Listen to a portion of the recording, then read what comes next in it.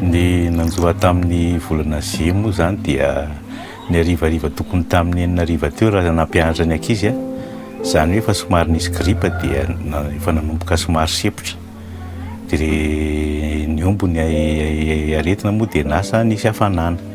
Rehefa nisy hafanana dia ny andro hoe aleo hiandro maraina, nefa rehefa tonga ny tamin'ny roa maraina dia ny sepotra nanomboka ny sepotra dia voatery tsy maintsy namonjy hôpitaly.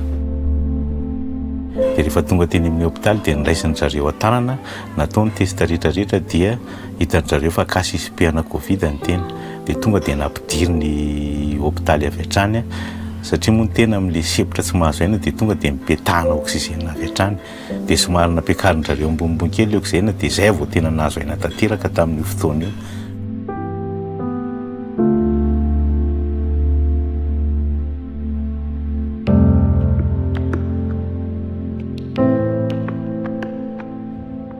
Teo amin'ny 5 andro teo zany nisy oksizena, zany hoe oksizena teo amin'ny 6 bouteille zany nilany.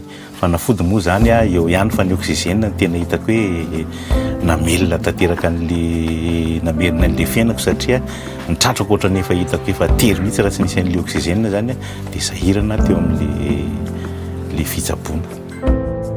Ka ny afatra ataoko an'ny olona zany aza mieritreritra hoe efa lasa ilay Covid. Fa i Covid mbola misy satria mbola hitantsika amin'ny télé sy rehetrarehetra mbola misy ka ny geste barrière zany tokony tohizana foana fa tsy ho tapahana mihitsy fa raha sendra miverina io ho ratsy ny fandeha. Za zany aloha zany eto dia misaotra ny hôpitaly sy ireo mpitsabo nikarakarana. So ihany koa fa nisy ny oksizena na velona toy izao dia izao hitanareo izao indray